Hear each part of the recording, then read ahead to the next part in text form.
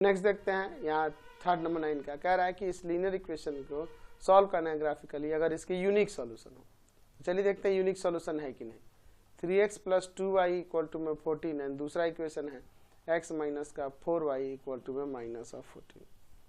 चलिए यहाँ पे a1 है आपके पास 3, b1 है आपके पास 2 एंड c1 है 14। दूसरे इक्वेशन से a2 हो जाएगा आपका 1, b2 हो जाएगा -4 एंड c2 हो जाएगा -14। ठीक है, तो अगर मैं a1/a2 चेक करूं तो 3/1 यानी 3 हो जाएगा, और अगर मैं b1/b2 चेक करूं तो 2/-4 कट जाएगा -1/2। तो ये दोनों इक्वल नहीं हो रहा, तो c1/c2 नहीं निकालेंगे, a1/a2 इक्वल नहीं है b1/b2 के, तो इसके कैसे सॉल्यूशन होंगे? यूनिक सॉल्यूशन ही होगा ना जी। तो इसके यूनिक सॉल्यूशन है, तो जब ये यूनिक सॉल्यूशन है तो इसे ग्राफिकली सॉल्व करने के लिए कह रहा है। तो चलिए अब हम लोग इसका ग्राफ बनाएंगे। तो दो इक्वेशन है ना, ये पहला वाला इक्वेशन हो गया और ये सेकंड वाला इक्वेशन हो गया। तो यहाँ लेते हैं फ्रॉम इक्वेशन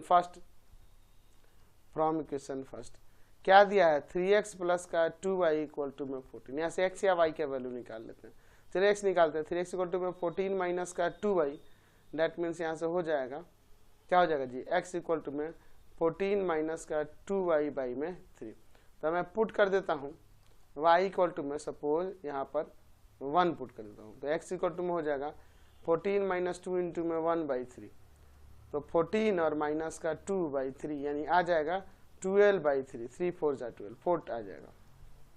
चलिए अब मैं यहाँ पुट कर देता हूँ तो y = में, चलिए मैं 4 पुट कर देता हूँ, तो x = में 14 - 2 × में 4/3, तो 14 और माइनस का 8/3। 14 में से 8 को सब्ट्रैक्ट करेंगे 6/3, कट के 2 आ जाएगा। ठीक है, तो हमने इसके दो सॉल्यूशन निकाल लिए। कौन कौन से हैं जी? तो हमने देखा ऊपर कि y को 1 रखने पे x का वैल्यू 4 आ जा रहा है और y को 4 रखने पे x का वैल्यू 2 आ जा रहा है।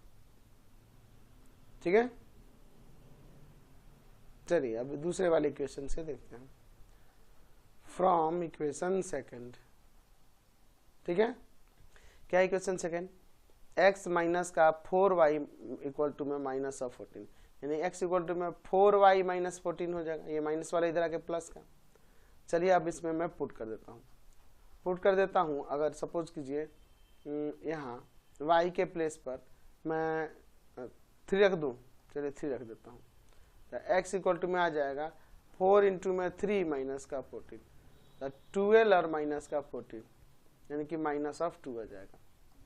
मैं पुट कर देता हूँ y = में सपोज 4 पुट कर देता हूँ, तो x = में आ जाएगा 4 × में 4 माइनस का 14, तो 16 माइनस का 14 सब्ट्रैक्ट होके यहाँ पे 2 आ जाएगा। तो हमने यहाँ पे भी इसके दो सॉल्यूशन निकाल दिए, उन दोनों सॉल्यूशन को मैं यहाँ पे लिख देता हूँ। ठीक है, x एंड y को मैंने पहले 3 पुट किया था, x का -2 आ गया, y को फिर मैंने 4 पुट किया तो x का 2 आ गया। तो अब इन दोनों का ग्राफ हम लोग यहाँ पर खींचते हैं। ठीक है, चलिए ग्राफ दिखाते हैं इन दोनों इक्वेशंस के सॉल्यूशन को लेकर। ठीक है, चलिए तो मैं यहाँ पे ले लेता हूँ, ये आपका x, इधर x' x एक्सिस हो गया एंड ये y एक्सिस हो गया, y एंड नीचे में यहाँ पे y' ले लेता हूँ।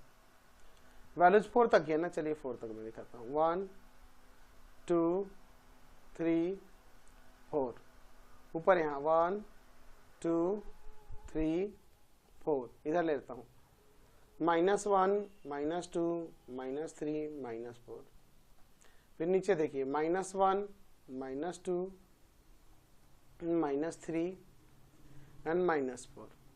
चलिए x का 4 है एंड y का 1 है, तो x का 4 एंड y का 1, 4 और 1 ये रहा। दूसरा x का 2 y का 4, x का 2 एंड y का 4, ये हो जाएगा। तो इन दोनों से होकर जाने वाला लाइन जो खींचेंगे वो प्रोड्यूस कीजिए, तो कैसे जाएगा, इन दोनों से होकर ऐसे जाएगा।